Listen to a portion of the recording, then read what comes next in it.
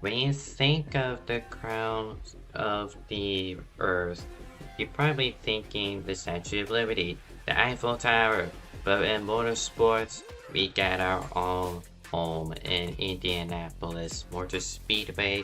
We welcome you to the battle at the Brickyard 150, our second race in the BPNR Season 9 calendar. Thank you viewers for tuning in, and thank you, Kalen Bevan, for joining me tonight in the booth. Again, always happy to be here, especially at Indianapolis. Very few leagues race here, so it's always just a treat to get to see these races play out in those few weeks that do come here. Alrighty, while qualifying is ongoing, take a look at the point standings. Only after one race, it is your race winner, Ryan Scarrett, with the points lead on back second, and Nick Run third, but the same time 3B saw, but there are a couple of switcheroos thanks to the stage points that were offered up at halfway, and currently hovering around the bubble, Julian Hawa and Landon Lau, both occupying the 2 wildcards. It is top 10 in points plus 2 wildcards. Race winners are given priority.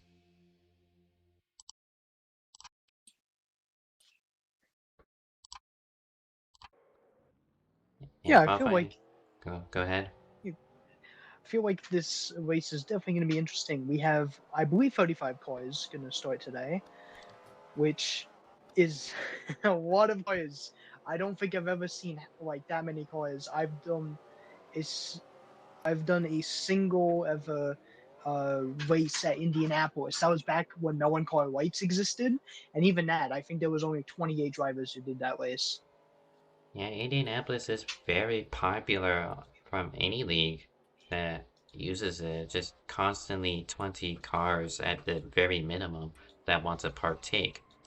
And to your points, I count 35 people that are slated to take the green flag here as we run through qualifying. Stephen Gibson is on pole award with EGG lining up alongside. Those are Let's push for our 2 hours, two guys. picks. I forgot to mute Clemens. Of all people, I forgot to mute TeamSpeak Gatsby Clemens.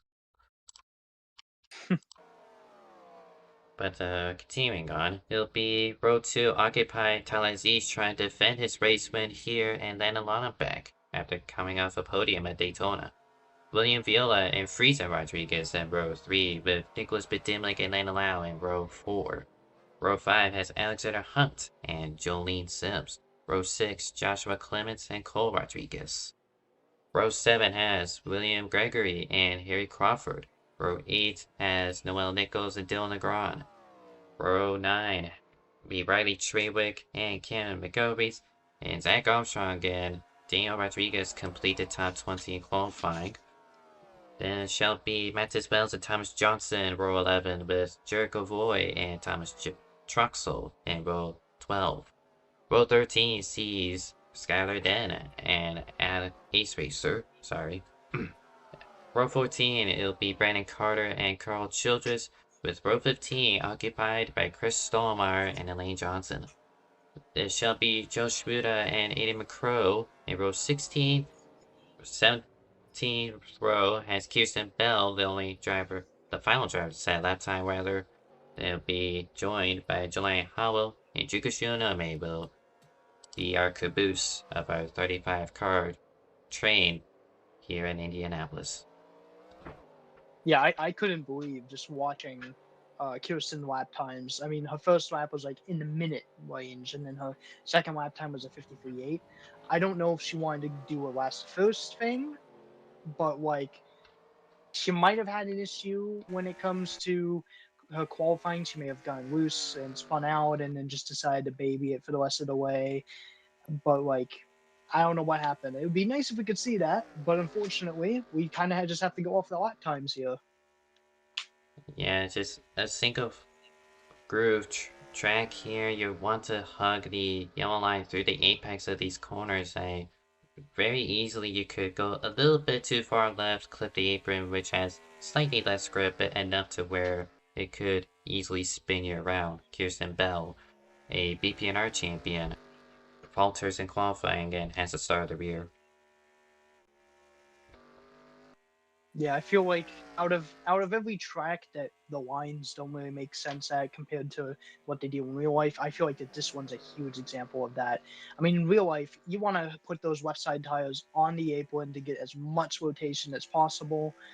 Here, though, if you do that, you're gonna be risking your car spinning out, or if you don't spin out, you're gonna be incredibly slow exiting because you just compromise your entire corner.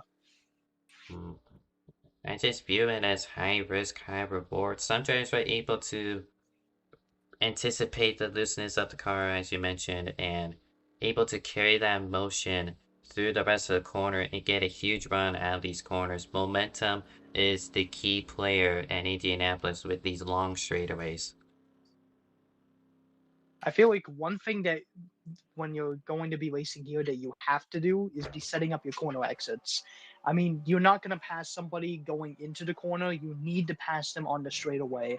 Too wide here, very difficult. And people are always going to go all the way low and like block you to the line. So you're not going to get the pass on the outside.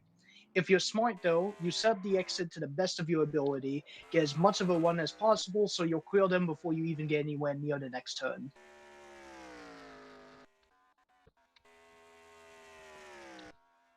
Happy hour winds down here. 10 minutes to start, and Rory depleted half of that. Driver, we talked about our picks before we began our coverage. I picked out Steven Gibson, and the good reason is that he was in the fights come last season's race, which was a 100-mile race, sure, but he was one of the prospects to win. And an unfortunate mistake during the closing laps spun him round, and there was no caution for it, and he had to suffer a very poor finish here. This time, though, he wins pole position, so he gets the best priority going into turn one.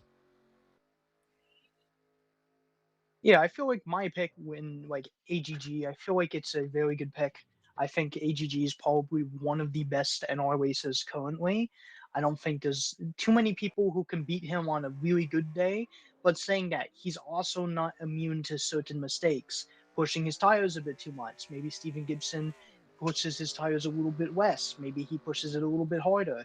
Maybe AGG saves his tire more for Steven, but he pushes just hard enough to where somebody like Tyler Aziz, William Viola, or even Frieza Rodriguez take advantage of it. Certainly so. And AGG, again, one of the best there is, and NR has found space in his schedule to run full time this season. He was a little sparse come last season in the two divisions BPNR had, and seems to me that he's already on a mission to reclaim the championship. He won season 7 with no contest essentially. He's trying to make it too. I mean, a lot's changed in season 7. I feel like right now, this is probably the most competitive BPNR has been probably ever. I mean, you have a bunch of drivers who are really coming into their own, who are driving to their like best of their abilities. The pace has only been increasing every single season. I think right now, I think he is definitely not going to run away with it as much as he did in the past.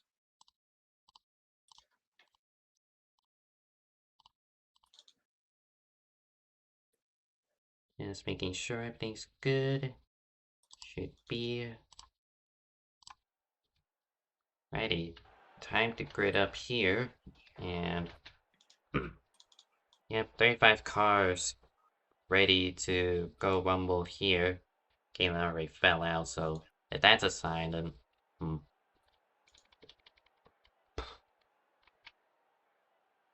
Yeah, I don't follow too often, so that kind of makes me a bit nervous. Well, I'm pretty just as nervous as you because I had my PC crash during Friday's Budweiser broadcast, so hopefully that doesn't happen again. Yeah, I don't want. I don't want to hear your final words be "my PC" as you explode. Not even that. It just be a topic. It just gives me no warning and just shuts down. Today's race has been upgraded since last season, up 150 miles this time, going to translate to a 60 lap event. 2x rare, so we're guaranteed to see 3 pit stops, I reckon. Clear 70, no wind, and the halfway stage conclusion of lap 30.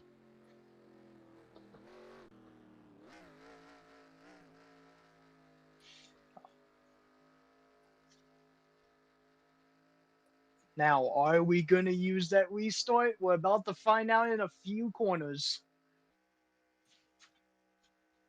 That's even if they make it cleanly through turns 1 and 2.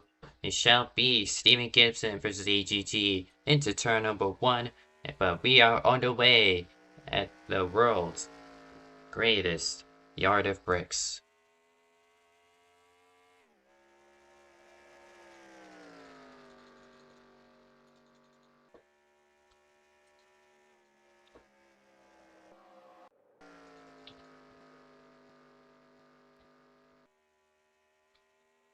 We're already seeing some single file, just nothing unusual here in Indianapolis. 4 Gibson wide in the able back of the goal. pack.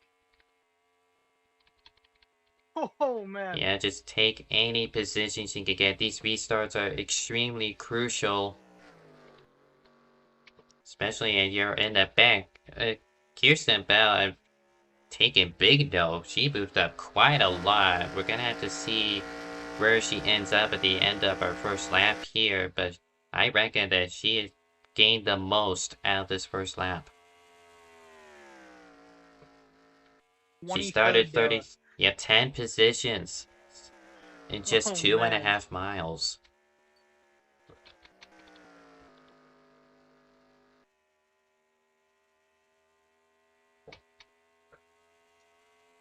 So, top 4 or 5, relatively unchanged, with Saviola peeked to the inside of Lonneberg. Lap ago.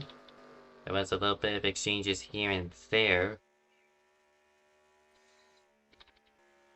But they're still starting to separate themselves a little bit. Joshua Clements and Harry Crawford being a little ways behind Cole Rodriguez at 11th. Yeah, Clements is down a position from when he started. I mean, he didn't necessarily qualify like I thought he would. Like I'm used to seeing Clements like be up front. He qualified back in 11th. Now he's down to 12th.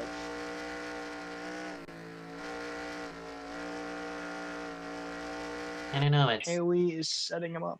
Yeah, I know it's early, but I feel like this is just part of strategy. This is a really abrasive track. Tires are going to get heated pretty easily, and subsequently, when you're pushing too hard, you're going to abuse that right front. So I reckon that the average Joe will probably pit around lap 15 to 16. If you're able to save your tires, you can take it up to lap 18, 19, judging from the fuel run as well. I feel like that's the plan from a lot of people, probably, like you just said. I think that, like, maybe a lot of people are like, okay, I'm not going to win this based off of lap time, so I'm going to win it based off of pit load. So by the end of the race, they should be able to take a lot less fuel and use a lot less fuel time at the end of the race.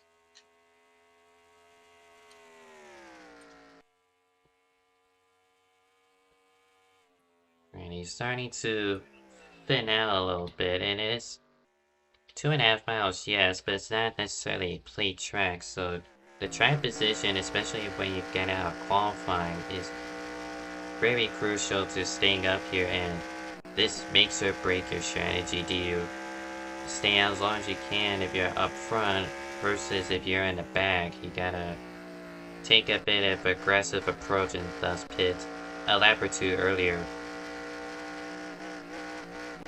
I mean, one thing we know about that number 14 is that 14 likes the overcut strategy. He likes staying out as long as he can and then overcutting the people by either getting just having enough fresher tires where he can pass people pretty easily as he goes to the inside of AGG right there.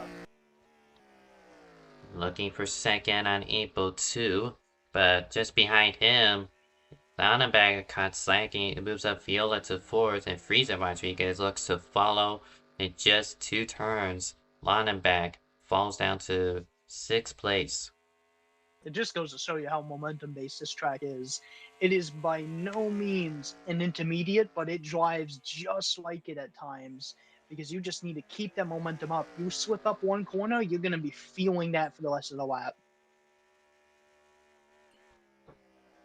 More action back here. It would be Amazon Hunt to the 09, able to move up to 7th. Landon Lau also moving up to 8th. But Dimlick, I just think he's one of those drivers who hasn't taken into account about these tire abrasive tracks, how much that car can fall off. Depending on setup, yes, but ultimately, he just pushes it a bit too hard early on, and now he's starting to drop back.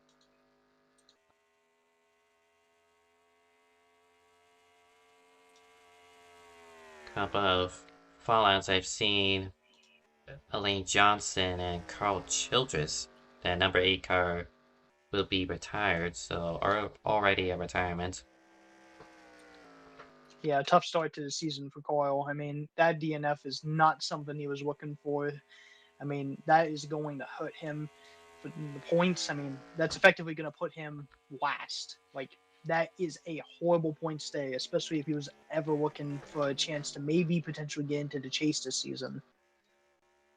Yeah, he came close to winning the Daytona 200. He was in the top 5. Just one wrong push out of turn 4 essentially created a huge one, and he was involved in it. Thus, the 3-car gaggle ended up the top 3 cars at the finish line. Today is 818, which is the 2 numbers Kyle Busch had been so prominent in his NASCAR career. In this case, Landon Longback, labeled as the 108, cherishes the same liveries Kyle Busch ran with his ventures with our CR since 2023. So our condolences to the Busch family.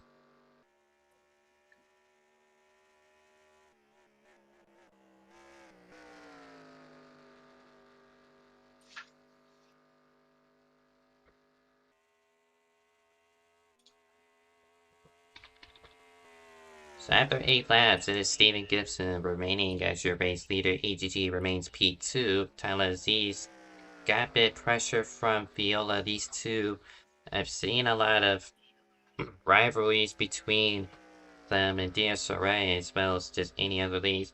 Tyler just been playing bridesman to the 27 for a good while, and he's just continuing to hope that he's able to best Viola in a racing merit. I mean, we see what car he's in this weekend. He's not really had much good luck in that cheese food car besides that one win. Well, he did win this race last season in the cheese food car, so just a token of good luck. Up ahead, it is Thomas Johnson. Saw him on pit road a little bit ago and is looking to go 2 laps down. 3 laps. He's already set the pace at lap 8. The leader's on lap 10. So he is going to lose a lap here again. And then he's going to pit a bit earlier because he's definitely not going to be making it. So instead of taking a 3-stop strategy, he's going to be doing a 4-stop strategy now.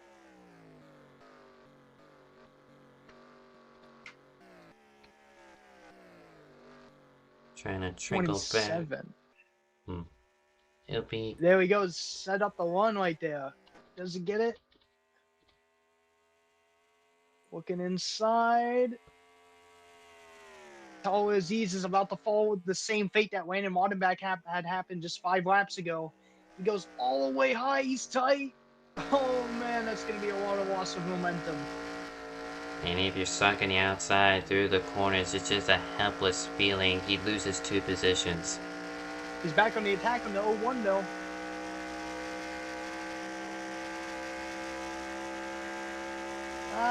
Not quite enough momentum. He's not going to get there.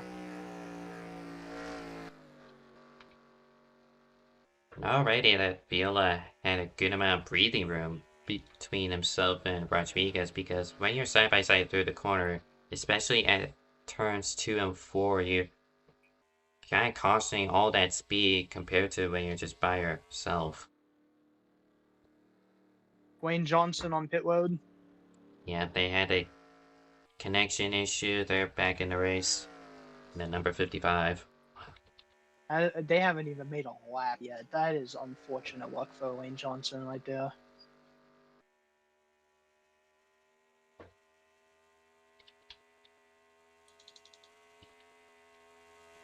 Back here be probably in exchange for 9s between Bedimlik and Jolene, and it's no contest.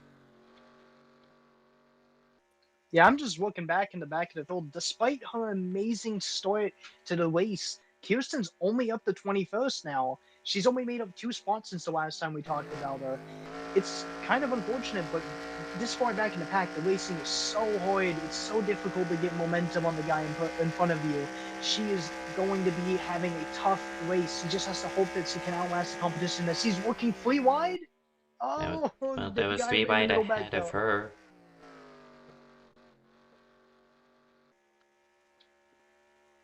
She's Thomas, gonna go for a 2 for 1. She gets it. yeah, making a move on McGilrea's. And Thomas Troxel leading this gaggle of 6.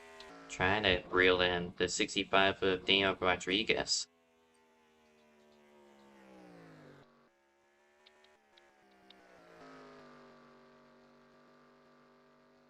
Check back in with the front runners. Top 6 have punched themselves back in. Tala Aziz peeks inside of the 0 run of Frieza Rodriguez. Not close enough to be established.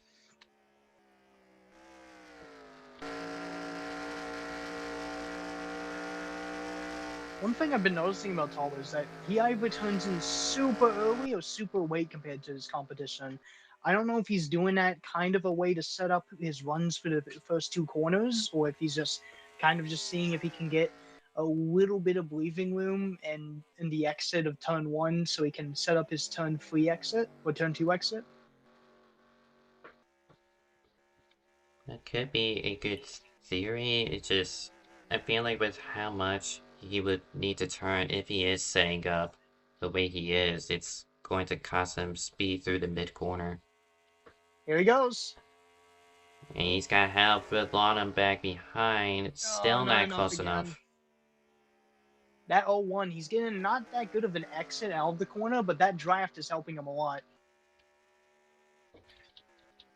That top 9 all bunched up now. There's still the lap car up the road. Thomas Johnson yet to be lapped still by Steven Gibson. EGG meanwhile closed up. He's going to give him the bumper. That slowed him down. It allowed Viola to move up to second. Viola's been very methodical with these passes, just very calm, looking for a gap, nothing flashy. He's kind of doing Indianapolis' version of like island hopping, like we have at the super speedways. He's just continuously keeping his car just in touching distance that if the car in front loses momentum, he can just swoop into the inside when he can. Oh, very dicey move here. It'll be Bedimlik, who was 10th place, moves back up to 9th. That really upset the entry of the 09, Alexander Hunt. He's under attack by Cole Rodriguez. At 91, unable to get the proper turn 2 he needed, he falls back.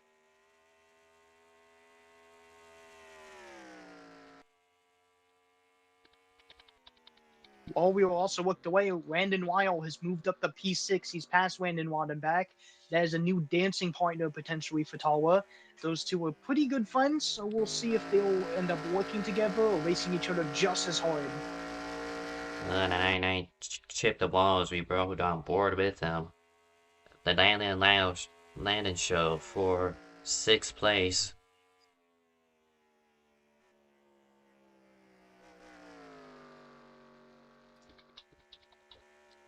So we are approaching our first pit window here. We're lap 17 of 60. At least projected to be, in my eyes, a 3-stop strategy. Although a 2-stop isn't impossible. You just gotta really be committed to saving, and you gotta save quite a bit.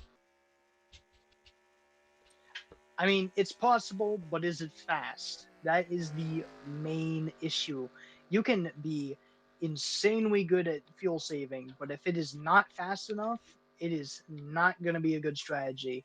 For caution, absolutely, that could be a great strategy to pull. If you can stay out just long enough to where you catch the caution and beat a race leader, that would work out. As the 27 is making a move on the 51 right now. This for the race lead at 27 has been methodical and he's going to get clear, but here comes EGG looking to take away second and perhaps a lead while he has the speed off of 2.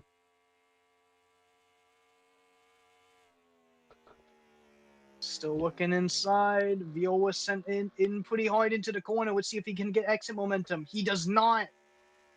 It's going to be really hard for Viola here. He barely gets clear, and AGG gets slightly loose.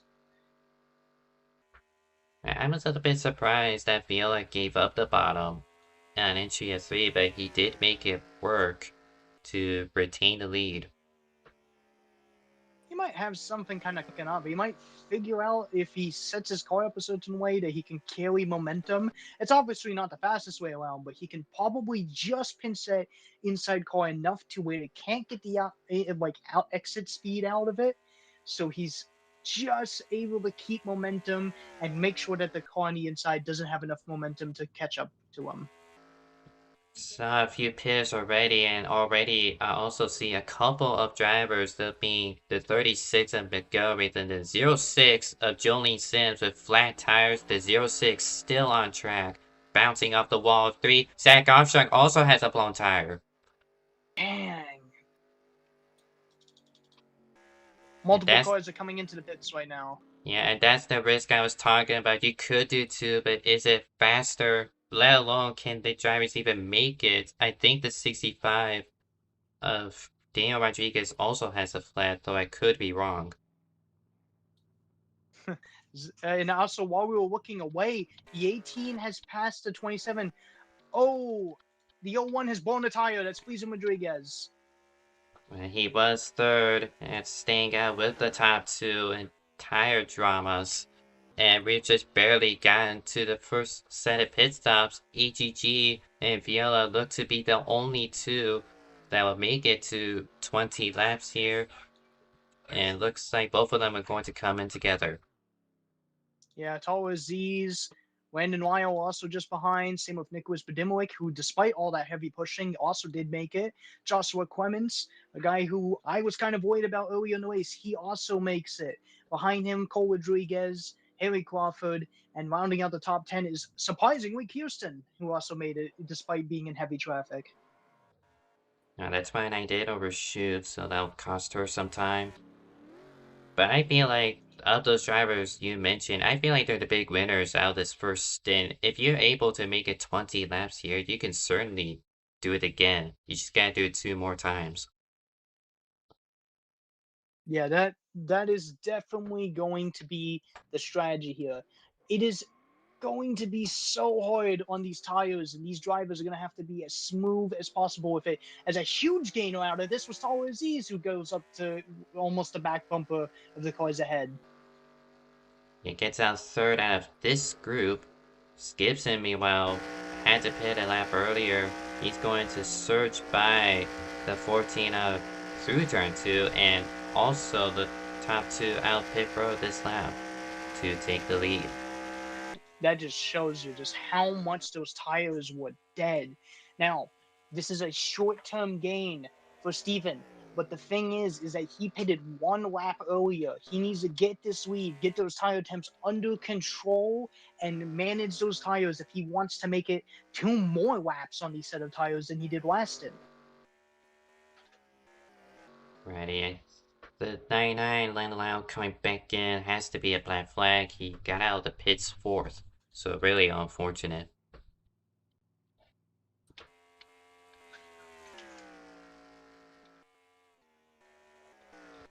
And that short-term gain for Gibson, as long as he stays up here in 9 laps time, he is going to get stage points. There will not be a caution, but top 5 do get championship points.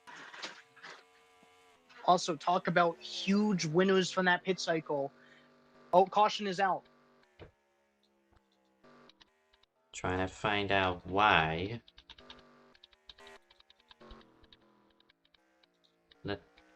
Don't The seem to 11 find. in the 60. Hmm.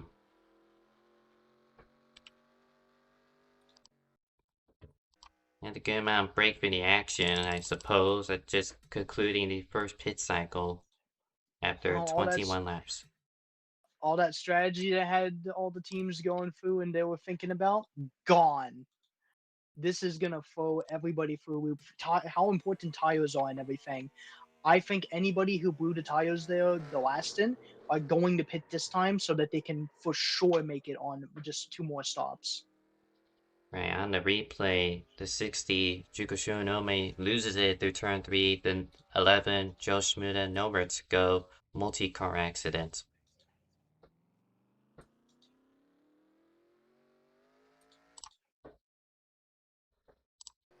Yeah, that now puts Joe Shmuda a whole lap down. Unfortunate for his race.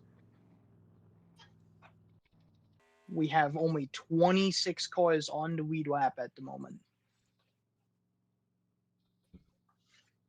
So this really helps out Gibson. I was mentioning that he could get to lap 30 to get stage points, but this puts him on page as well as everyone else who had issues forcing them to pit early to be on the same page as the front runners.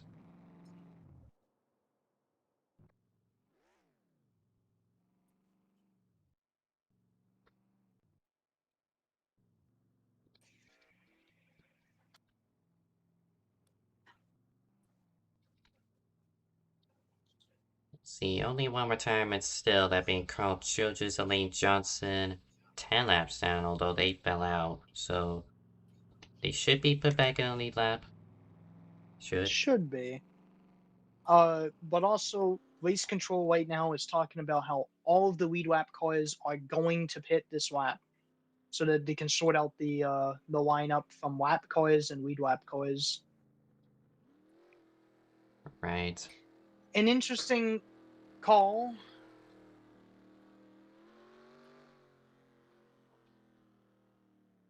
And the viewers may have seen it. The 06, Julie Sims, heavy passenger side damage. We saw her had a flat tire and was wall bouncing through turn 3.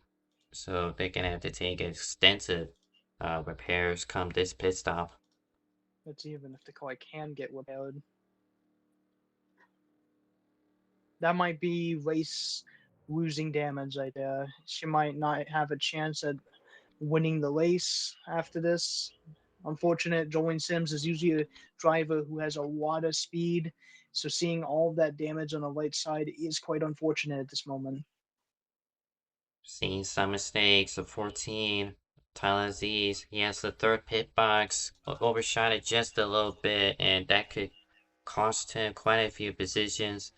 Gibson wins out of the pits, AGG second, Viola third, and yep, Tyler Aziz loses a whole handful of positions just from overshooting his pit box.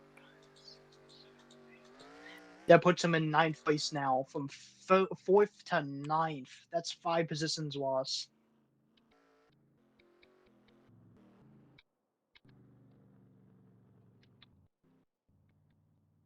Right, he's going to be lap 24 of 60. We're not exactly there yet, but I do want to showcase that madness that was last season's race, and an inclusive lap 40 from last season's 100-mile race. A prelude occurred at turn 2 with Roman Gonzalez as a lap car coming down in front of Dylan Negron, ultimately puts him in suspension. But this front straightaway really tells a tale here. Behind Tyler Aziz, who got his first BPNR win, there's wrecking across the line, a second wreck you'll see, and then a third wreck off of turn 4, where it's the last lap and you just want to get every position you can with taking benefit of the cars that are wrecking. Some made it through, some didn't, and it just made a whole bunch of plows through the smoke screen that was on the front straightaway. 18 unique drivers, half of the grid, were on the penalty report that day.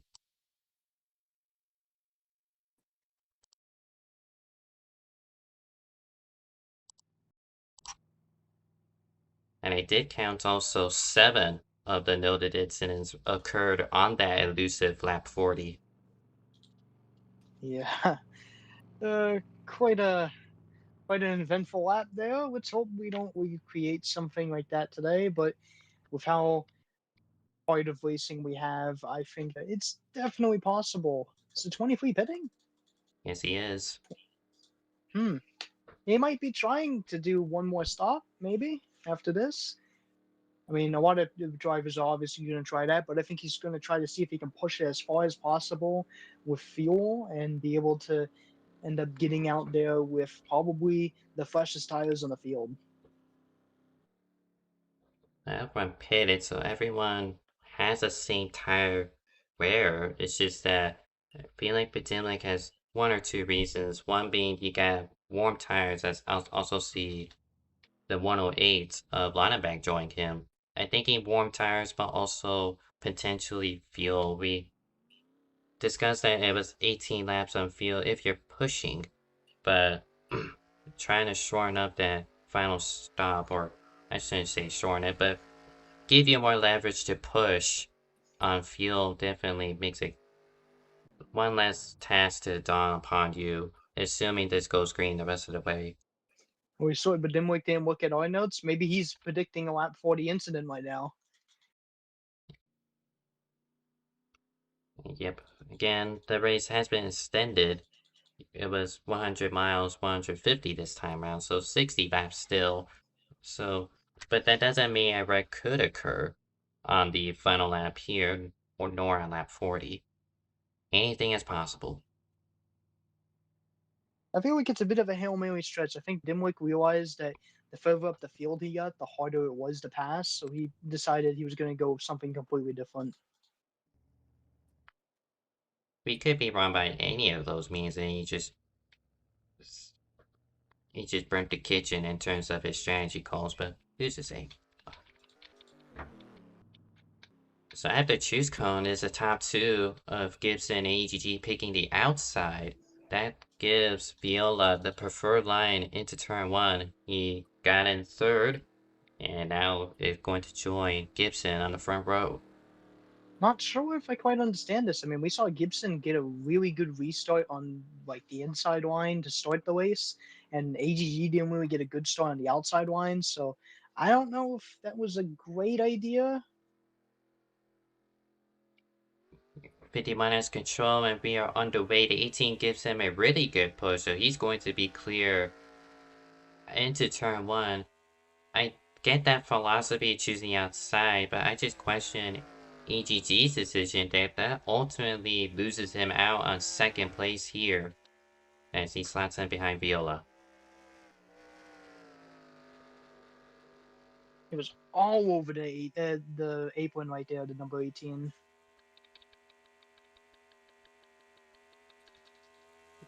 Yeah, just cars starting every which way, grabbing as many positions as they can. The 00 Jericho Void pretty slow, but I no think he wrecks has so really far. bad damage.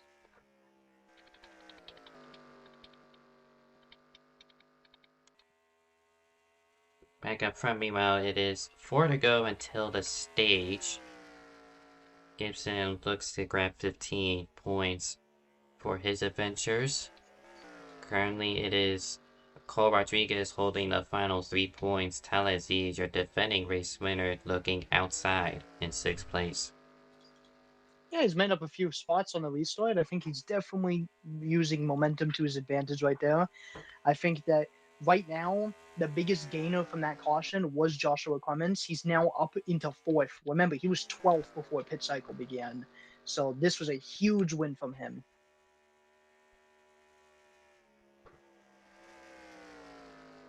Got a little out of shape through 3, but nothing to scoff at.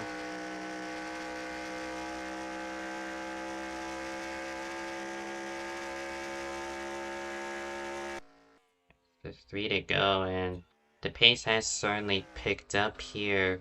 Gibson running into 49, same with Viola. AG, the other 3, meanwhile, closer to 50 flat. So I just pondering if are they pushing a bit too much, trying to grab these stage points, and will they pay the price for it later? Now, I think they realize that now that the strategy's kind of thrown all out, they know that they're probably still going to pit on a lap 40 something, so that they can just have enough of an advantage to get to the end.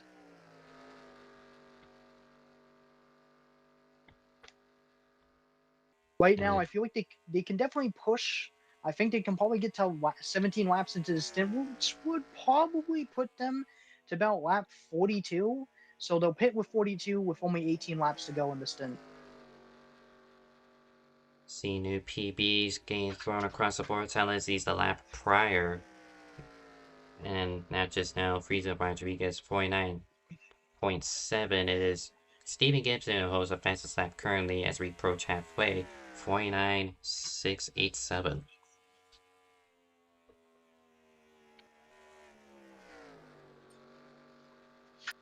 I feel like the drivers a little further back are being more conservative with their strategy. I mean, Tawa knows that P6 is going to give him some good stage points, so no need to throw away his tires by pushing hard to pass the 91 and 92. And also, I feel like AGG is also deciding, Gibson blowing up! Gibson blew up! The race leader with an RNG failure. And it's 2 seasons in a row at this very race. Steven Gibson gets the short end of the stick. Wow. Stuck all the way up on the outside. Man, you just got to feel for him there. That is just horrible luck. He was right on the lap to end up taking the stage win. One more lap and he would have had 10 bonus points. Well, it's 15, but that RNG failure does give William Viola the stage win instead. It'll be AGG coming home second, Cole Rodriguez third, Joshua Clements in fourth. So there was an exchange amongst those two when that failure happened. Tyler Aziz, you mentioned him laying back, he gets fifth, granting him 3 points. The unfortunate thing about that 51 is that there's only one retiree this race, and that is the 8. So he's going to find himself all the way back in 34th. A horrible time for the defending champion this season. Just horrible luck from him.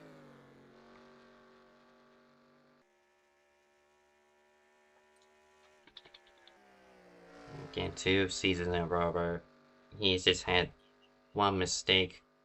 Spun out last season in the closing laps, only deemed a single car then, and just unpreventable really this season. There's nothing different he could have done. It's just NR Online has a random chance of blowing up the engine randomly, and unfortunately it just bites him in the worst possible time. I've had it happen about 3 times in my NR racing days. It is horrible. One time it happened when I was fighting for a win. Another time it happened when I was having a really bad day, so it just put an end to the miserable day. And another time I was racing in the middle of the pack, was gaining a bit of momentum, and then it just cut my day short. But when you're fighting for that win and the engine blows, it's just a horrible feeling. Very helpless indeed. So if we hit halfway, top 5 remain unchanged from the stage, so we go to Harry Crawford in 6th place. Frieza Rodriguez keeping him busy in 7th. I was on Hunt in 8th. Riley Trevick in 9th. She's got passenger side damage as well. And Dylan Negron completing the top 10. With that failure, Gibson joins Carl Childress in the garage as the 2 retirements so far. And Elaine Johnson, I did note a flat tire from that 55, only lapped car.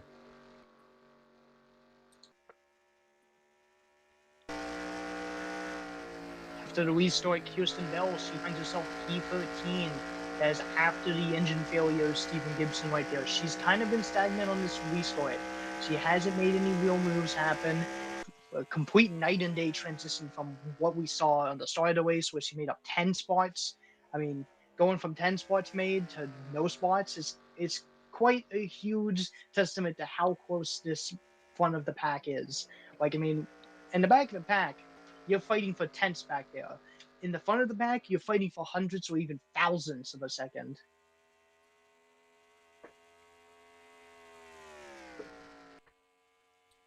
Kirsten Bell, to remind y'all, she started the race in 33rd. We've had one caution, that being 10 laps ago now. Up to 13, she's made up 20 positions since the start. She is making headway. Just pondering if she's got enough speed out of the number 29 Peugeot to complete a very tall order from the start that is winning this race. And we haven't seen how good she is at the front of the pack. We've only been really seeing middle of the pack running. I think that if she gets to the front of the pack, she maybe have the pace. But again, it just really depends. I mean, this isn't really real life where the further up you go, the better your car can get. This is kind of, oh, Hunt making a move on the 0-1. Oh, he gets shoved into the glass right there. Anything to slow down the 0-9 is the thought process. Friesen Rodriguez had. He's getting into the wall, and there they go. Oh, man. It should be a yellow. That is a yellow. The caution has been flown. Second one of the day. Lap 35. Tangle for what was a battle for 7th.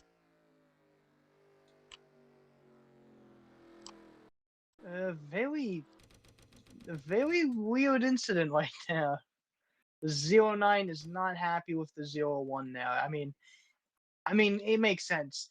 The 0-9 got shoved all the way into the glass going into turn 3, and not only that, the 0-1 kind of just hits the wall by getting shoved up by the 0-9.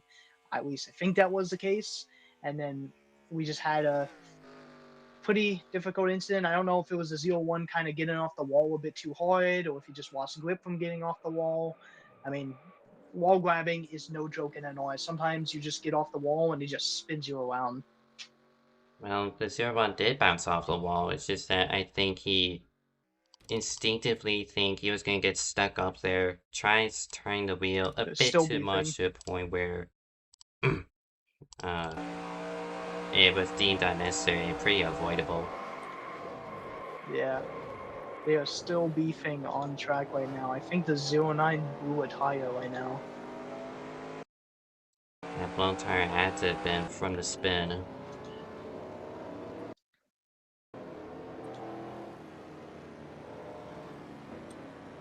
Under our second caution of the afternoon or evening, depending on where you're at in the world. Lap 36 of 60, so 25 coming to 24. No brainer decision. Pit road is open, and everyone is coming in. Yeah, after this, it's definitely just going to be. Wait, I don't know if they can make it on one more after this, can they? No. They should be able to. No. Yeah, if they can make it on one more after this pit stop, because they can push it 18 laps, so that will put them 52 to go. Oh, not to go. That will put them on lap 54, 52. Oh, So yeah, they'll make it. Yeah, I misinterpreted. I thought you meant this will be their final stop, not thinking of you needing an additional one after this one.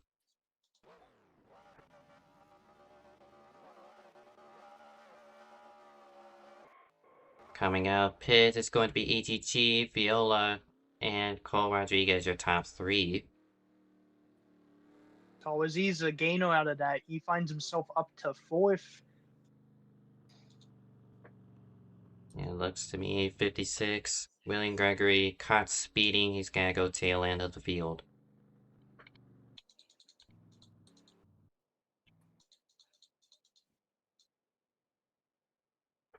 Same case for Stolemeyer, number 79. And Noel Nichols, so very easy to speed, it seems. Pit road speed at Indianapolis, 55 miles an hour.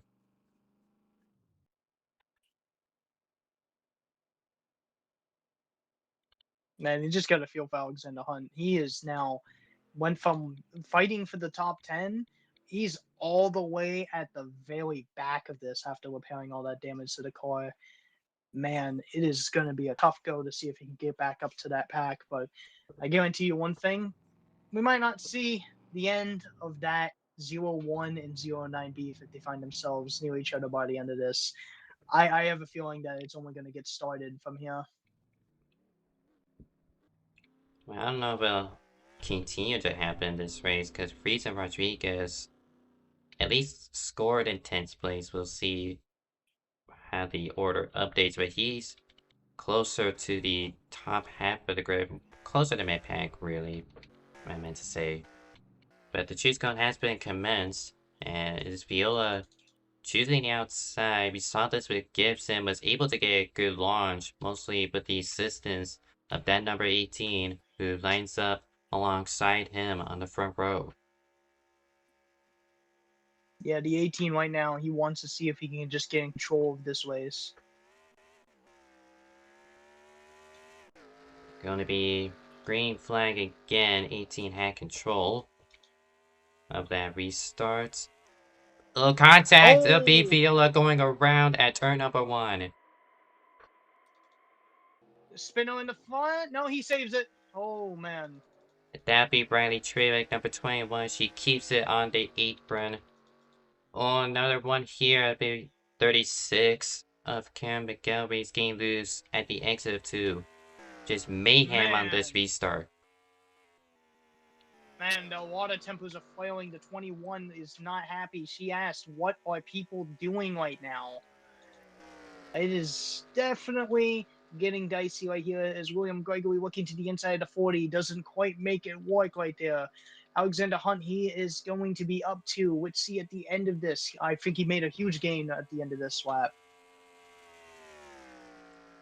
He's up to 21st, made up 7 spots on that restart.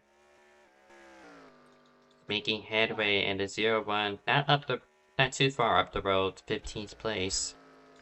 So if he wants revenge, we'll get you that coverage whenever it occurs.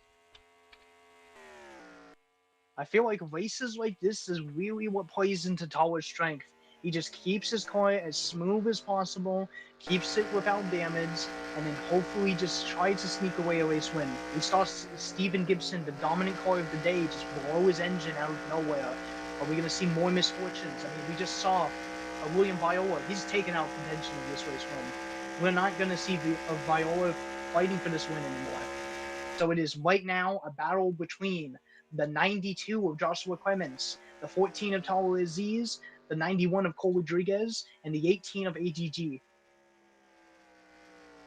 Fast laps coming through. There is no more incentive to save. Still guaranteed 1 pit stop, but it's a very easy 1-stop strategy at that. AGG just put in the fastest lap of the race. Apparently, there was a multi-car incident reported by the 73. Caution is out. Third one of the day.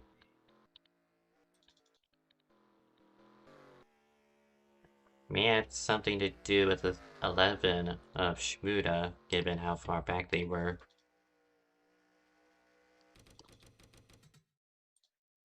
'73 of Ace Racer had a self-spin, and then the 94 had a self-spin. I wouldn't call that a multi, but two independent self spins that just so happen to be right next to each other. Definitely would not call that a multi, but hey, it's already been called. Yep, too late to reverse the decision, and there was a little bit of contact as both of them were locking it down, but nothing too much otherwise. Yeah, I don't know how multi-car incidents work. I don't know if it's having to do if they both spin at the same time or if they have to be involved in the same incident. I mean, realistically, with that world tap, it is the same incident, but I mean, neither one of them spun out together. They spun out independently.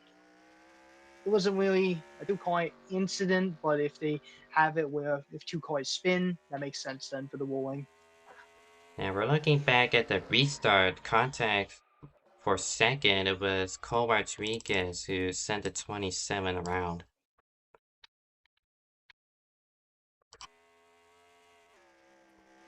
Nothing. I don't see any netcode. It just looked like Viola turned in too sharply and ultimately ran into the 91 there.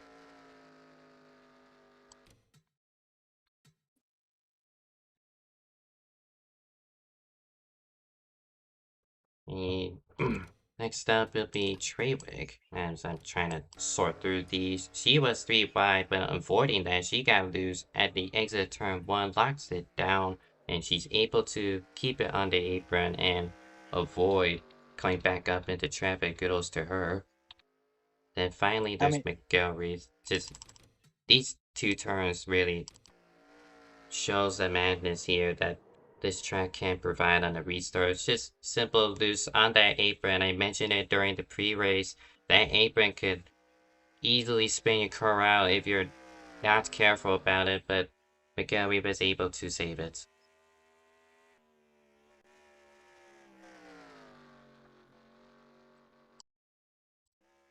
yeah, I mean, you just got to give it up to those drivers. I mean, everybody just avoided those incidents. A very, very difficult situation to avoid. But now, does this put William Viola back into contention with this? I don't think. I think that's a lot of damage he has to recover from. He's going to definitely have a much longer stop. The performance of the car is definitely going to be different now with the damage, but this definitely right here, this is the final stop they're doing, by the way. They don't have to make another stop. Right, But so they're definitely not going to push this time. I think if you push this time, you're not going to make it to the end. You really need to rein in those tires, conserve them, make sure they don't pop. We saw people in the first one, they struggled with that. We saw a lot of tire failures. I wonder if we're going to see a few of the same people struggle with the tires, or if we're going to see potentially the front runners struggle with the tires this time around. I mean, they have all the incentive to push, and the 18 sped. yeah, I was gonna mention that one of those front runners got a speeding penalty under this caution. A huge mistake, and it comes to your point, what will likely be the final pit stop. And like I mentioned, this is a race that's playing into the defending winner, Talwa Aziz. He's now lining up second. He had a major misstep on pit road a few laps ago, where he went all the way down to ninth. He went from ninth to second in just 2 cautions.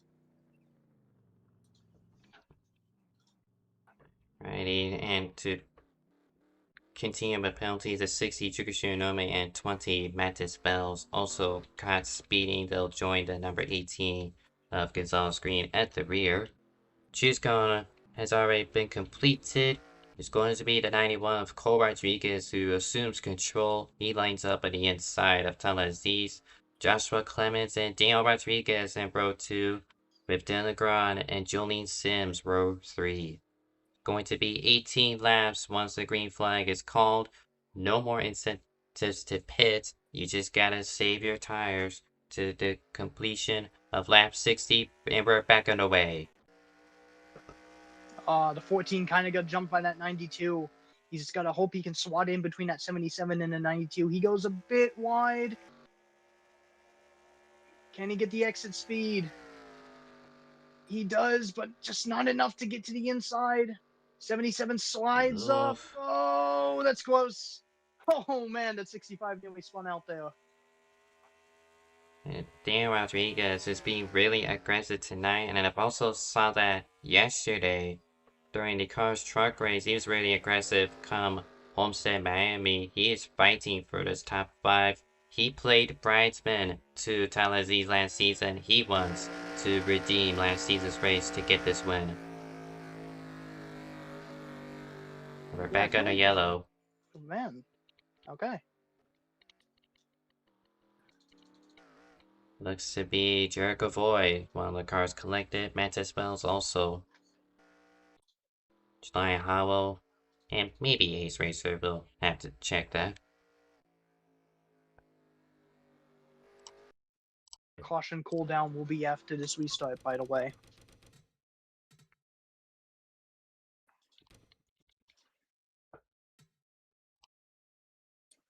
Also, Kirsten Bell has found her way up to 7th after starting tail end of the field right there. She's made up a lot of headway. I wonder if she's actually going to get a chance. Also, the 0-1 has DNF'd from the race. Oh boy, with just looking at the replay, who got intimidated? It'll be Frieza Rodriguez. It was him and Amazon Hunt side by side, and the 0-1 simply overcooked it and got into the outside wall. Chris Stallmeyer, nowhere ready to go, pretty much finished the job for him, creating this huge mess to put us under caution. An independent spin from Giovanni as well. I mean, Giovanni wasn't even affected by these guys, and he just spun out. Hit William Viola, man. He cannot catch a break right now. That is some more damage at 27 potentially.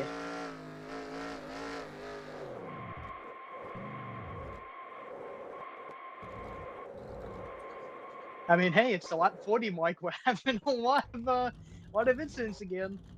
Man. You know what? Maybe Timwick had the right idea. Unfortunately, he just didn't get as much green flag running as he wanted. He finds himself back up to 10th, but I mean, a lot of people looking for pits. Yeah, but Timwick's pitting again. There's quite a few people pitting again. Tawa Aziz finds himself in the lead of the race again, playing maybe into his hand. Maybe he has something up his sleeve. Or maybe this is kind of just a strategy he thinks is the safest. Might not be the best, but it is definitely the safest potentially. If we don't get any more cautions, how many cars stayed out? Quite a handful, actually. 15. Yeah. About half the field that's remaining. So we're gonna have to see the leaders have to get through 15 cars to get to Talwa. Well, 14 if you don't include Talwa. And we got some pretty heavy hitters in terms of pace. I mean, we got like Lyle, who's up there. We got Waddenbach, Kirsten, Jolene, Dylan. But people who haven't like really been racing. Also, 76 got a black flag right there. But they haven't been really in the front leading, but they also haven't really had the chance. We're about to see what their pace is as we see Cole Rodriguez has now swooped into what was first place. He's now first of the group who just pitted, and we are choosing this time. And unfortunately, Dan Rodriguez reported an RNG failure. This is 2 weeks in a row. Or, well, 2 races in Man, a row. He had an RNG failure at Daytona, took him out of the running, and it happens again in Indianapolis. that just put him in a hole this season. Unfortunate. It happened right as he was pitting too.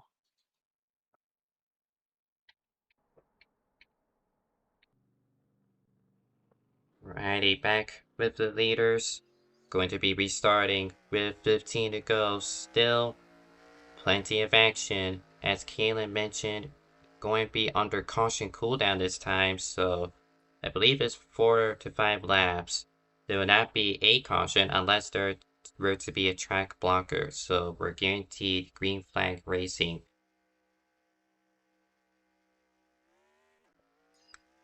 Tyler Aziz has control. We're back underway. Dylan Negron immediately changes lanes to fend off Jolene Sims. Yeah, she got a really good restart right there. She swats into second in the inside line.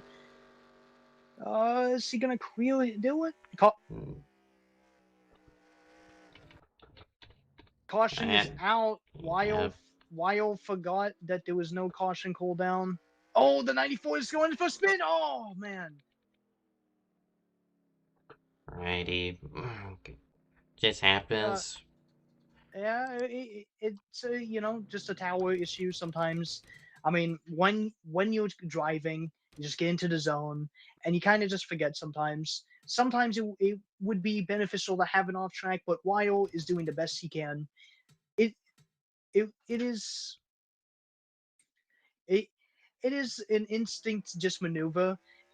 But it's not going to affect things too much. But they're gonna make it a quickie, is what Yeah, he we're said. all So. human at the end of the day. It was 4 wide. Viola very inside, but Dimlick trying to block him off. He gets into Troxel at the entry of turn 1. Cashew, Nome, Harry Crawford also collected. Just 3 Fords. Heavy damage.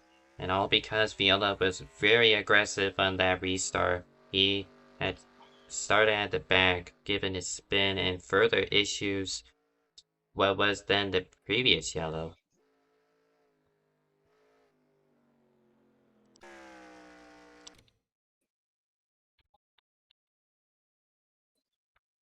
And on board with Just the crow. with every passing caution, the aggression's only going to get more, especially with this being the now like caution cooldown period. Effectively, we are going to see probably a lot of aggression this time, just like we saw last time. But this time, we're going to be choosing. But this time, we're going to see a lot of aggression because now, definitively, this should be the caution cooldown period. And we are going to see probably twice as much aggression because we are going to just 20 to go, or 10 to go almost. It's going to be 13 to go, actually. And I saw this kind of aggression a lot last season. It's just the caution fence that occurred then really enticed these drivers to really push the envelope, get as many positions as they can before the next yellow. And as we've been seeing through the second half, it is no different.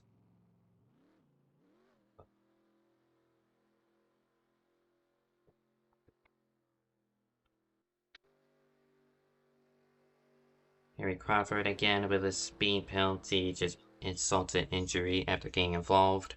Tyler Aziz doing the grind on the front row. And there's 13 to go. Restart. Jolene Sims and Landon Lau back in row number 2. Kirsten Bell, Landon Lau, row 3.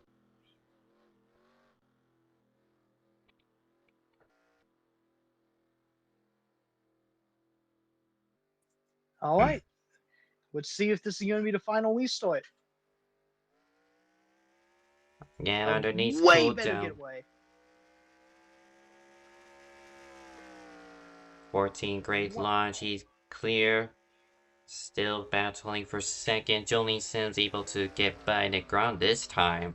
Had struggles with that come the previous restart.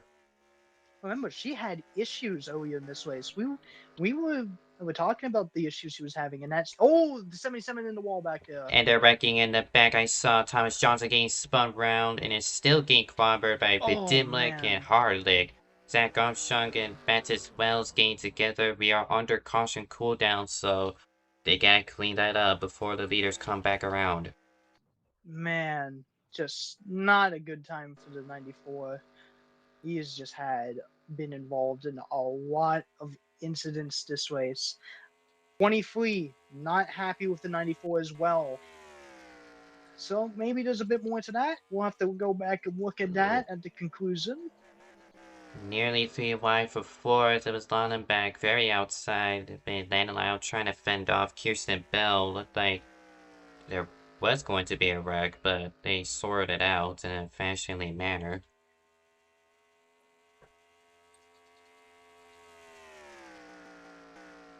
So caution cooldown will end on lap 53, and then in three more laps after that, caution cooldown will begin. Point no return, you meant. Yeah, sorry. Point of no return. That is my fault. Oh, good. Battle for third. Lonenbach on the outside of Dylan Negron. That number 108 is boxed in with the 06 ahead of him. Going to take quite a bit of a line on the outside. Trying to get the momentum going. A little wide this time through turn 2. One of the big corners. He gets in the wall. This is 09. Remember, 4 he had a wide. huge incident. Oh, man. The 09 had beef with Frieza Rodriguez. That 01 car is out of the race, and Amazon Hunt has since been looking forward, and he goes into the top 5, taking advantage of the big mistake Lonenbach had to hold back the rest of his competitors. And guess what? 92 and the 91, they're carving their way through the field right now. They are now in the top 10. Those are Tawa's competitors right now. Sure, he has the 06 and the 77 behind, but he's gapped them. He is pushing as hard as he can, hoping that he can keep that gap just enough that he can end up repeating here at the Brickyard. And the fellow drivers that stayed out with that 14, not making it easy for those new tire comers. Granted, there's only 1 or 2 laps fresher, but they could make the difference as we see Cole Rodriguez, number 91, having a tough time getting around Lonnebeck and Landon Lau, the 2 Landons. Tawazi's taking 9 to go. Everything is just flashing through his mind right now. Make no mistakes. Keep that gap. Hope to God that that 92 does not get clean air behind you, because that 92, Joshua Clements, he's always really smooth and really aggressive. The 09 getting under 29 as well. Yep, I saw Kirsten Bell getting really aggressive with the ground through turn 2. That cost her speed down the very long straightaway here. He or she lets the 09 go and Joshua Clements. Both of them in the top 5. That is something Tawa does not want to see. Right now, Clements has been very smart. He's been sticking behind that 09, going into gaps that 09 creates and gaining positions. That is something that Tawa just is hoping that does not happen. Caution cooldown is now effectively over as Tawa is leading with 8 laps to go.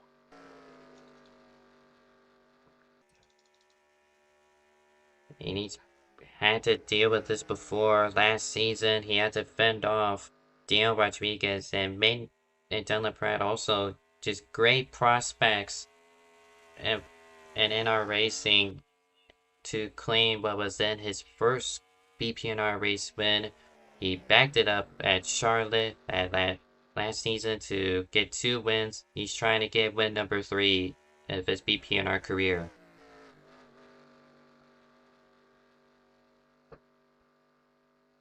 09's trying to make something work on that top side. Let's see what happens. I feel like the 92, if he's smart, will try to point his car free wide. Yep, there he goes. Yep, exactly. Gonna stick it down there underneath the Gron, and he's going to get 3rd place out there. There's still 3 wide entering turn 2. Nick Gron's gonna be the ultimate loser. The 09 slipping up on exit as well. He bounces off the wall. Kirsten Bell contact. Man. Looked like they wrecked it, but they keep it under control. Landon Lonnebeck has also rejoined this fray. Wayne Sims, he is pushing as hard as he's closing the gap to Tawa. But now the 92 has been unleashed. He is now only 2 spots away from victory. With going to 6 to go, Tawa has definitely had his hands full. The 06 is a very fast driver. The 92 is a very fast driver. And that 09 has been making a lot of headway this entire run.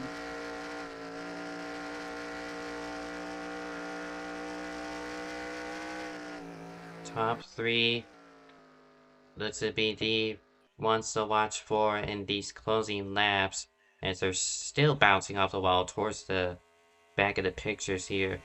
Amazon Hunt and 77 on the ground I saw off of turn 2.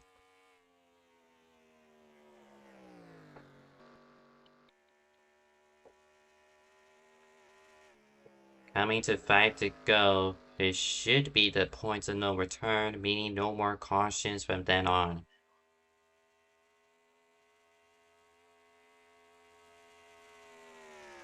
Last 5 laps.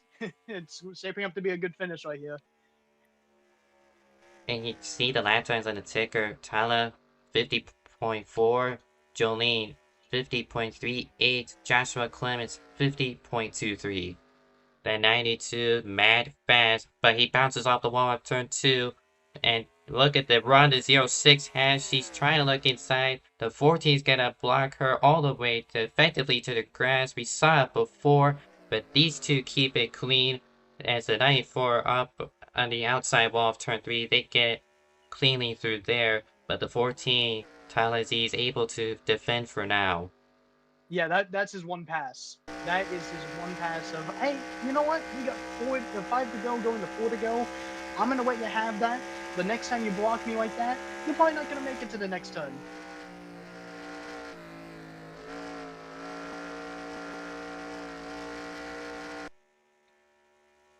I mean, you can fit these three under a blanket right now. Their lap times are pretty much identical. Josh was trying to capitalize on that, but him hitting the wall there definitely did not benefit him. The 06 is going to have to try to regain all that momentum that she lost because of that whole ordeal going into turn 3. Yeah, Tall Aziz having a very good race management, but you can just tell he's maybe pushed those tires a bit too much. He's slowed them around too much. He's not getting the grip that the 06 and the 92 were getting. But he's right now just going to hope that he can continue getting those exits and he can continue defending. 3 to go.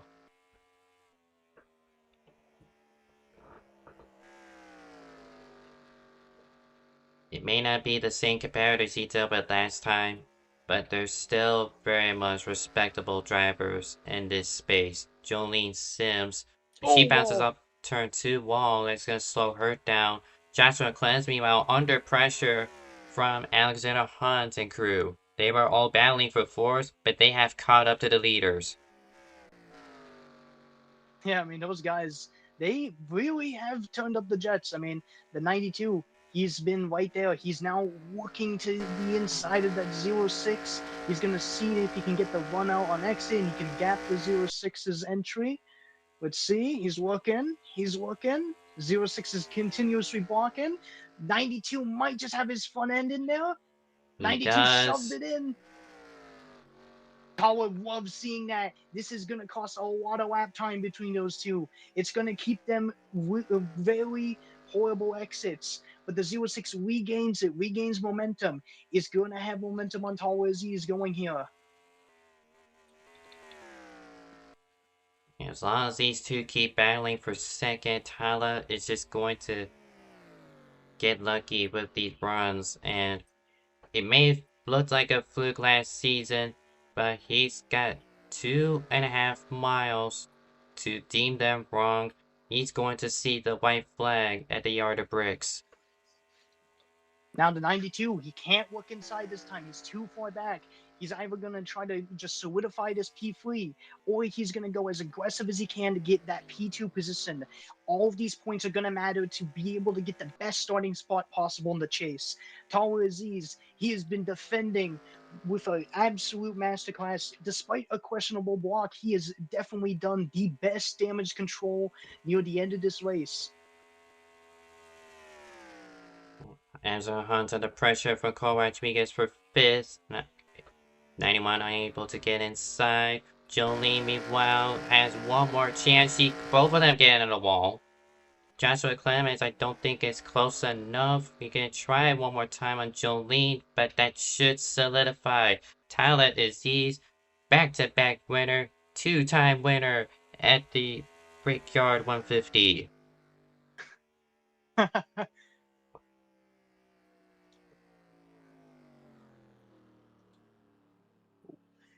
A very good drive from this driver of the number 14, winning he's getting his third win in BPNR in just the second start of the season. He's definitely going to be on a hot streak, and he's definitely going to be pushing as hard as he can to maybe try to contend for this championship this season. And he continues that 100% win rate on the Crown Jewel events.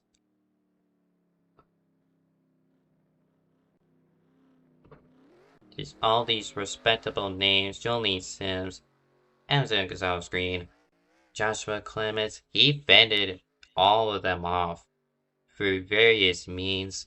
The 14 just simply stayed out of trouble. He played his own race, and he does it again.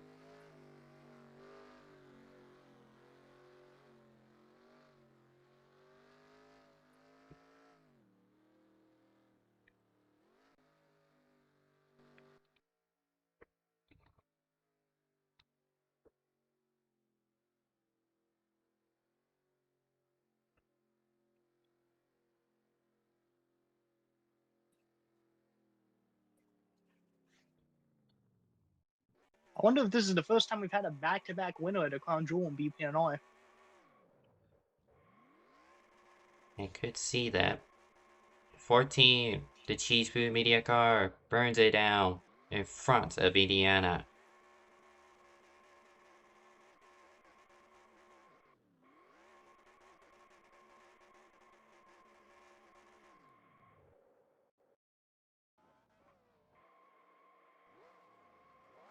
Boy, can't wait to interview Tyler. He's just gonna be really ecstatic and rightfully so. Now, but despite that chaotic finish, I felt like the racing was very good in that first bit of the run. I mean, that first entire green flag run we had was absolutely a masterclass by everybody who did it. Even those who popped tires, they managed to go through very well, not get anybody collected in the mess. I felt like everybody handled themselves very well. And I just feel like after the cautions kind of came in, a lot of people wanted to make up even more positions. It didn't quite work out in the end, but it did provide at least some entertainment. 91 second here.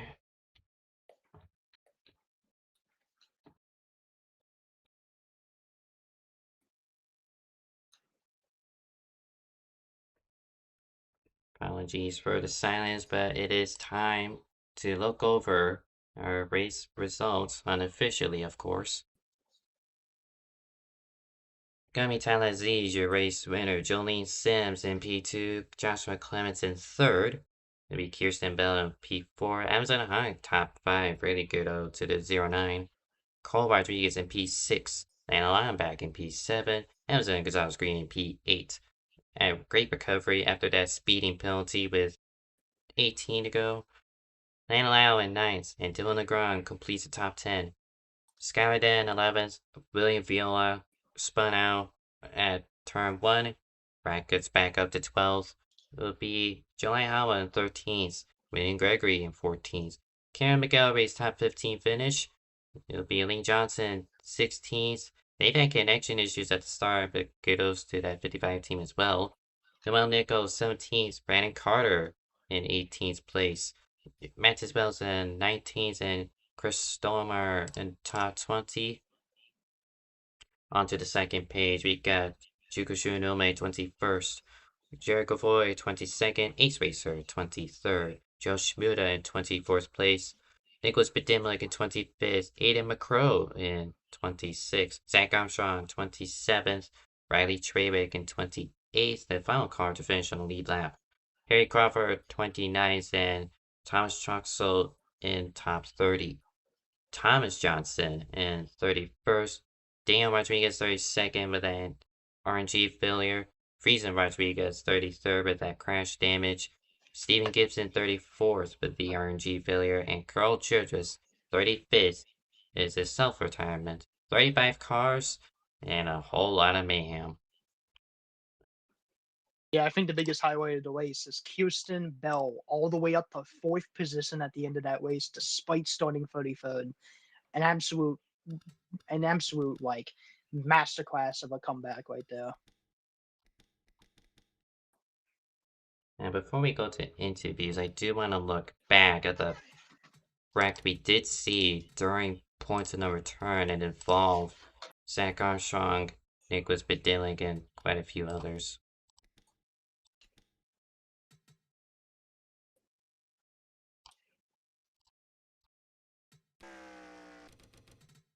Gonna go a little ways up. So let's see, this back at lap 48, during the caution cooldown, there was a spin ahead. That'll be Thomas Johnson, the first I saw go around. And when I count 5 or 6 cars collected, big clobber, as Bedimlik tried to avoid the wreck through the grass. Zach Armstrong just was already out of control. Nowhere for any of them to go. We'll see the contact with the 94 to trigger all this. Stuck 3 wide, he already has quite a bit of damage. Intimidated with the 27 and the 23, Viola and Bedimlik respectively. And close to 4 wide, but not exactly, is what did him in.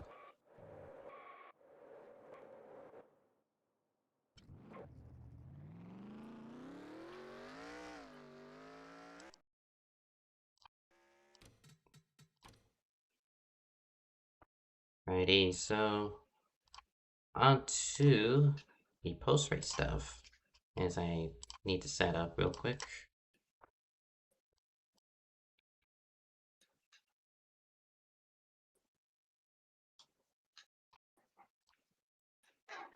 Righty, welcome to Hot on the Mic, the only place where the heads are high, and we are ready to interview some folks that have participated. We'll start off with our podium finisher, Joshua Clements. User was moved to your channel. Joshua, do you got us? Hi guys, how's it going? It's going good. Well, you tried something different, a few cautions towards the end, thinking that you're able to make up the difference, but there was just simply no more time, and I did catch quite a few mistakes on your end. Well, thanks for that.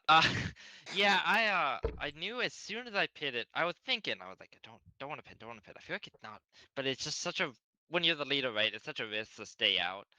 Well, I mean, I was second, but like being up front, and I was like, I feel like it's better to stay. I feel like the lap on the tires was more track position based.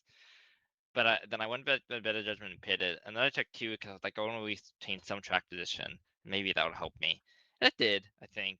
I was able to walk through the field and stay ahead of the coal the whole time. And then I got pretty fortunate when people would hit the wall or get side by side. Like the three-line move I made for third was pretty fortunate timing. And then after that, I could have I could have been perfect, but I had already killed my tires by that point, and then I hit the wall with like 3 to go, and that was kind of it.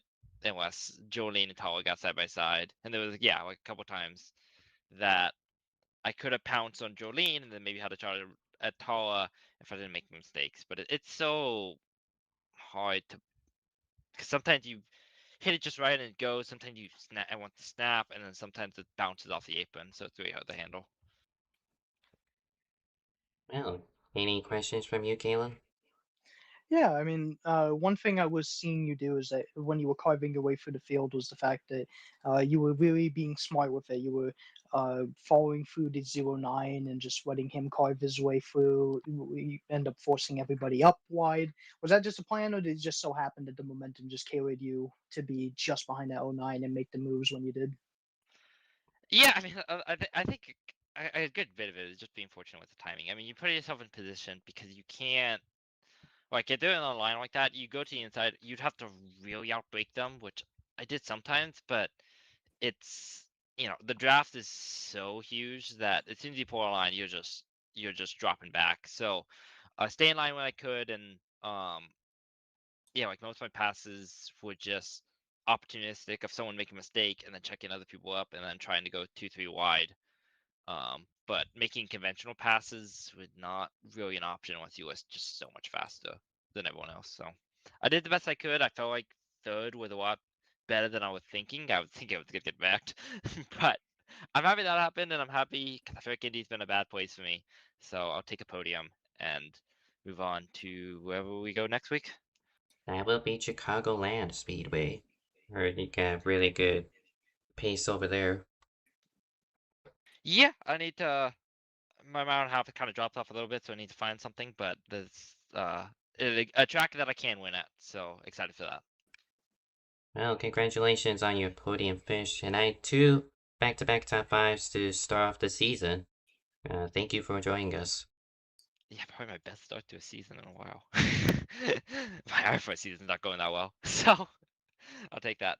Thank everyone. Thank you for broadcasting, you too. And hope to see you all next week. User was moved out of your channel. Ready? Up next, our top 10 finisher of Landon Lau. I Oh, dragged him into the wrong place. User was moved to your channel. Well, I didn't mean to drag you over there. How you doing, Lau? I'm doing great. How about you? Yeah, I'm doing good. A really interesting race tonight. 60 laps, made it 20 laps longer than last season, the previous one as well. Uh, Probably had a much cleaner race too. Like we had a fully first we had a 20 lap green run. Had a green flag pit stops, then we had a caution. But I mean, everything just went pretty much how I wanted it to be.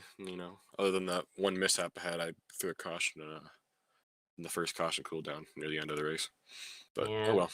yeah, just mistakes as an official, but as a driver, you were pretty hefty within the top 10, and well, you finished 8th place. Yeah. Yeah, Wait, did I finish 8th or 9th? 8th, Wow. or Okay. actually, Oh wait, no, because I I was finished in stopped on 10th. Talas saying, oh no, you did finish 9th, my bad. Yeah, you're good. Yeah, Alex passed me in the last corner, so that makes sense. Yeah, I mean, ultimately, just Tala got quite lucky with the timing of everything. But just that's how the cookie crumbles. And we had a really, really interesting block at the end on Jolene, but ended up working out for like the next 3 laps. So I'm really surprised that he was able to go back to back. I mean, that's really hard to do at Indianapolis. Like, you kidding me? Uh, and Josh was on too, from what I heard. So yeah, like this crazy Yeah. last few laps there, but I had a lot of fun. Kayla yeah. I did mean, post. Go ahead, Kayla. yeah. I mean, one thing about the mishap with the caution is that, I mean, you're a driver, so of course, like when you're driving, you're gonna have all of these like things going in, like, oh, at this corner, everybody around you, how much are you braking, how much are you hitting the gas to make sure you don't spin. So Oh much is yeah, going through your head. So when you just go off of instinct and you just call the caution, things like that just happen, and it's fine. Like it's like a mistake, but it's something that isn't something that changed the entire course of the race.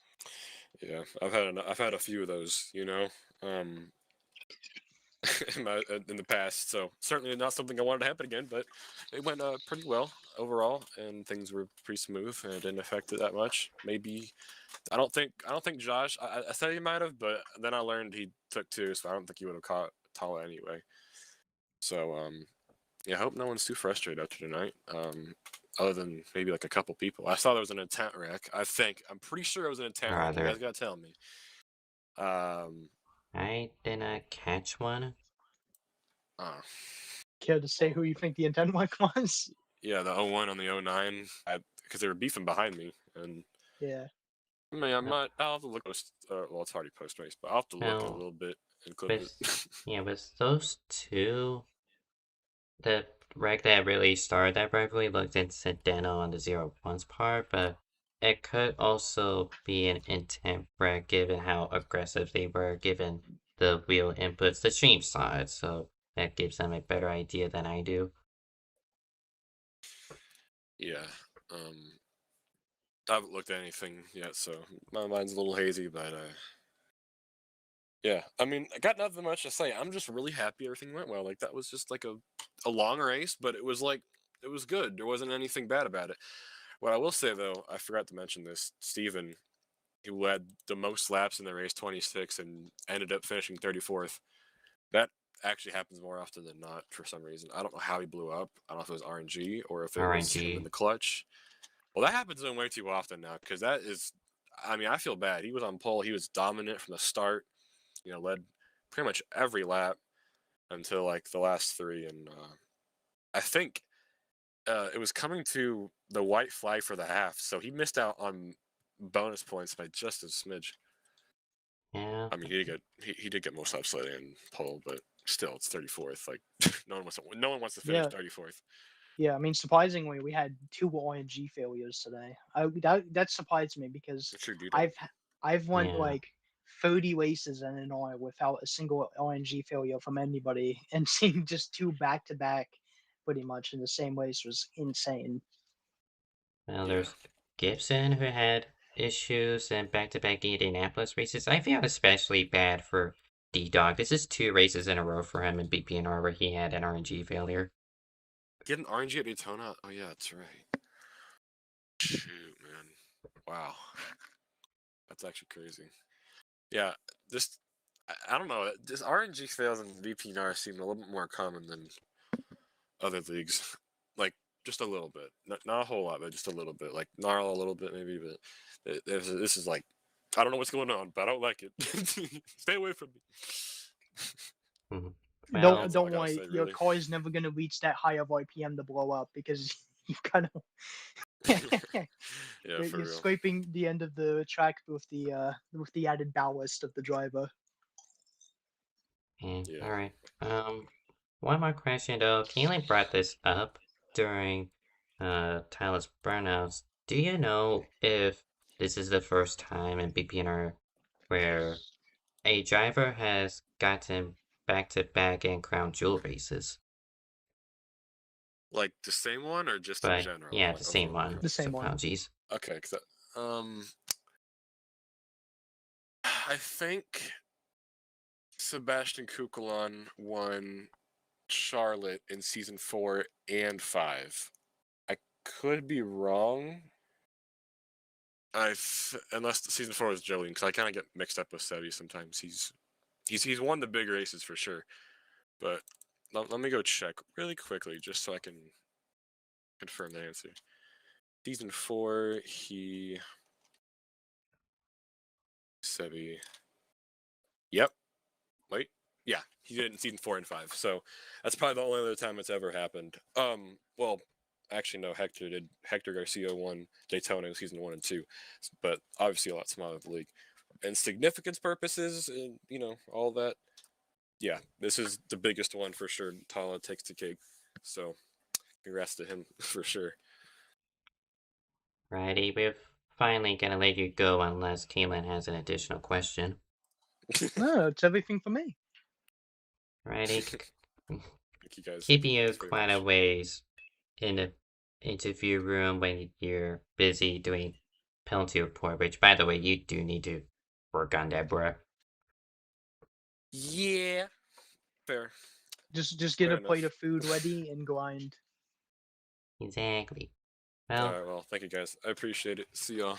yeah, congratulations on your top 10. Thank you for hosting the great league. Yeah, thank you, man. I appreciate it, and thank you guys for commentating. I always love me some commentators, man. Thank you. Yeah, of course. Thanks for having us. No problem. User disconnected from your channel. Righty, pretty lengthy interview, but now we got your favorite driver to interview next, Keelan. We got Ace Racer. Yes. User was moved to your channel. Ace Racer, do you got us? Hello? No. He died. No. Wait, mic movement. Ace Racer, do you got us? Man, tragic. Well, we do have one more. Is Oh, that 94 car was Oh, was he's kept on spinning talking, out. but I don't think does he know? does he know? Ace Racer, do you Racer. got us? Your mic's open. Unfortunate, man. Well, I was excited. He's my Dale Earnhardt Senior. He's who I root for. We should bring in Will. Yep. Oh, jeez. So, Hello, I'm Bill. yep, until Ace User Racer was is moved out of your ready, channel. we'll bring in Viola. User was moved to your channel. William Viola, do you got us? I got you. Righty, you look really strong this race. You're looking to be one of the drivers to watch out for in the closing laps. Unfortunately, as we had just gotten into the halfway, contact with the 91 of Cole Rodriguez sent you spinning, and it's just been an uphill climb from there. Yeah. It was amazing race. I had so much more speed than I thought it was going to. And then when Steven blew his engine, I got the stage win, which is a good amount of points for the kind of finish. But yeah, that was kind of ridiculous what brought out the caution there. That should have never happened. And that sucks that ruined my race. I don't even blame Cole too much for the turn one incident. It was tight. That just happens sometimes. We both probably expected each other to be. He probably expected me to be a little bit higher. I expected him to be a little lower. It happens. But just kept going through the field. Me and Alex were trying to work together to, get through the field. He had a black flag on one of the pit stops, one of those cautions. So just doing what we, doing what I could to get up to get back up there. Still a really good points day with the stage win. So I'm not too disappointed, even though probably could have won this race, but stuff happens. Yeah, I mean, Alrighty. when it rains, it pours too. I mean, I saw you got caught up in another incident back in turns 3 and 4. I mean, did you even get any damage from that? Like, did you have to pit again, or? In 3 and 4. Oh, when Jelani spun? Yeah. Yes. Yeah, unfortunately, I did get damage. I was planning to stay out there, but then I got damage, so I did have to pit again, which hurt it even more. And then that next restart, got caught up in the wreck with Doge. Mm. But got most I could out the day. So Yeah, P12 finish after kind of the like kind of the hellish second half of the race you had. I mean, that's nothing to scoff at. That's a pretty good recovery right there. yeah, great run from teammate Josh too. I think he got a top 5. So Top good team 3. points too. Top 3, that's great. Yep. With your absence at Daytona and a good recovery job at Indianapolis, what do you got for us come Chicago? You were really, really strong at last season's race. There may have been car cheating ahead of you, but yeah. Yeah, I think last season was kind of a fluke. I don't feel like I'm that good at Chicagoland, but that win did come with interesting circumstances. But overall, I still feel like I'm pretty quick Chicagoland, like top 5 speed. So we'll see what happens. Just regular season, just get what points I can, and yeah, good points today. Any more questions, Galen? No, that's actually all for me. Alrighty, well, congratulations on your top 15. It really sucked that you had the bad luck come your way, but still really valiant effort, great recovery drive, and thank you for joining us. Thank you for broadcasting, both of you. User was moved out of your channel. Righty, we're gonna try one more time. Hopefully Ace Racer gets the idea now. User was moved to your channel. Ace Racer, you still alive, bro? Yes, I'm here. I'm sorry, I was on the Discord stream and your stream at the same time, so my apologies. Yeah, no problem. Well, pretty quiet race from you. You were pretty prominent in the back, but you did get out of the race alive, and I believe it was a top 30 finish. Yeah, it was just basically just trying to get some more experience. I had to make sure I get the corners well, because sometimes you don't want to get loose about it. I actually did get loose on one part of the track there, and then if the 94 didn't hit me on there, I wouldn't have that wouldn't have not been more the incident, and I have to go and I swallow my pride, but it's just learning experience around, and just trying to avoid any incidents. Well, right now you're doing quite fine, in my opinion. You can just build up the experience you needed, and these bigger leagues certainly help you get the idea of every driver, every anticipation moment that may be thrown your way. So, good race Okay. from you overall in terms of safety. Any questions from you, Galen? Not really questions, more or less just advice for the Ace Racer. I feel like right now, one thing you're definitely going to have to improve upon is definitely smoothness. I think when watching, I feel like you are having the right idea of what you need to be doing in terms of getting speed, but you just need to be a bit more smooth to be a bit more consistent. You're doing all good right now. You just need to iron out a bit of the finer details, and I feel like you'll be competing for top 15s, top 10s in no time. Yeah, I have to. Well, I'm competing with an Xbox controller, so it's I feel like maybe a little bit more difficult, but at the very least, it's not. Wasn't like last year also, last Hmm. season's event, which I had that very big incident at the very last lap of the race. But yeah, I'll try to go and try to be a little bit more smooth around the track. I don't know if I'm reaching my limit on that, but I'll slowly try to improve.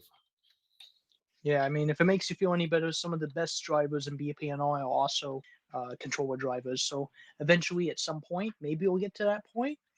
All it takes right now is just you just finding your craft and becoming a driver that you want to be. Yeah, maybe it's just the nerves on me because I just did not want to go out and wreck. That's why I pretty much feel like almost all the restarts.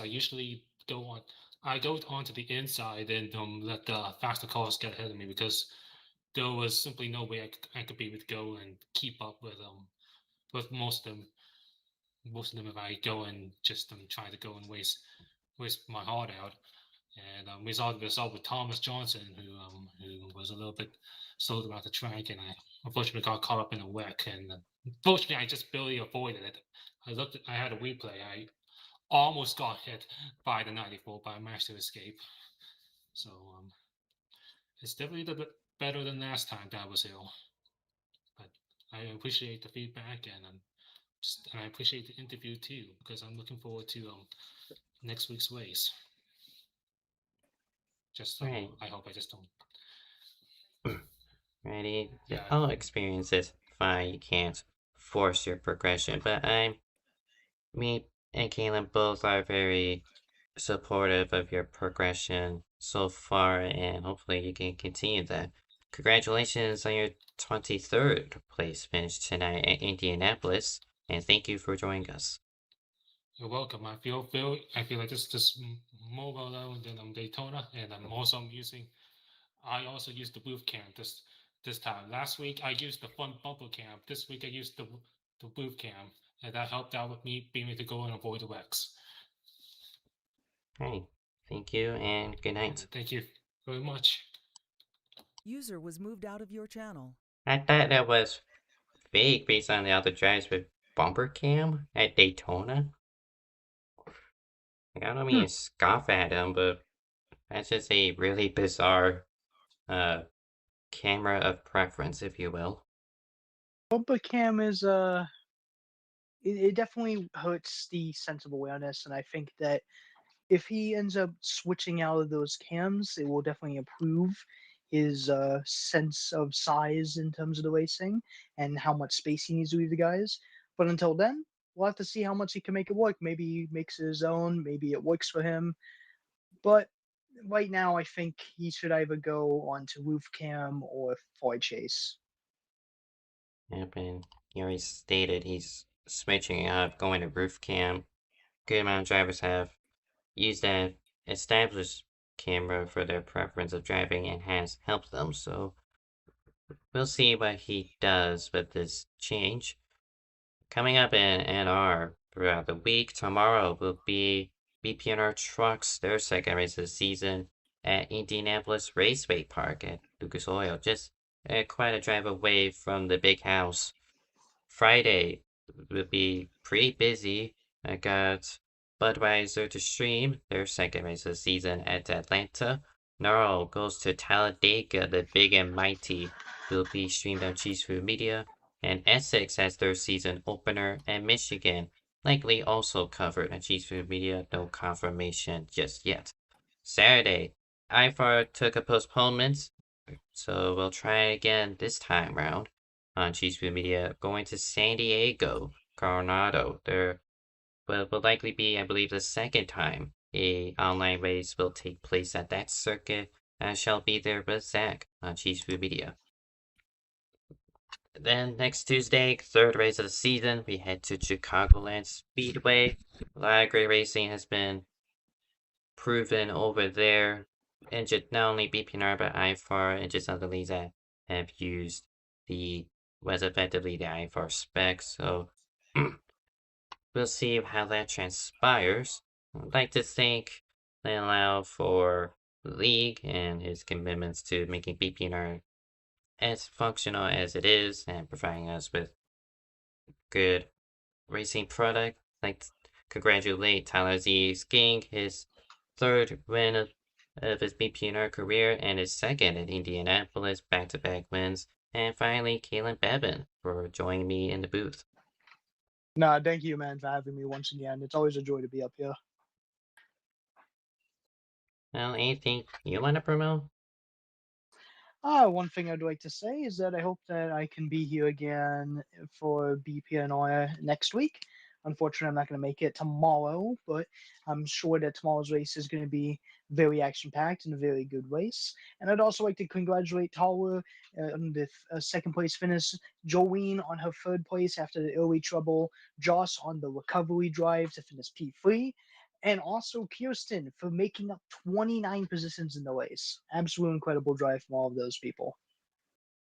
Randy, it realistically between Tala and Kirsten for driver of the day, like Formula One has it, I just gonna be a close battle altogether.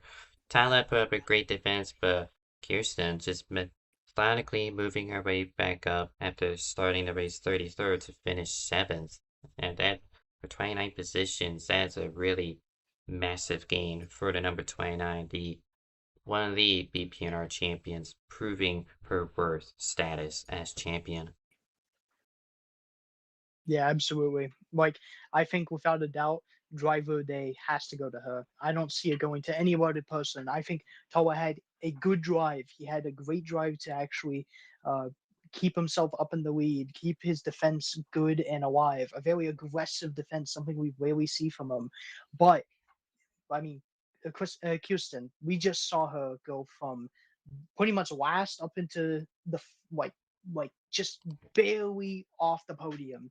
What we're seeing here was a driver who made almost no mistakes, timed the cautions just right, and managed to make her way up into a very good finish. Righty, great concluding thoughts, and that shall conclude our broadcast. Thank you, viewers, for tuning in. 2 hours of coverage at the famed Indianapolis Motor Speedway. And again, congratulations to Tyler on winning this race. Next Tuesday shall be Chicagoland Speedway. So until tomorrow, for IRP BPNR Trucks,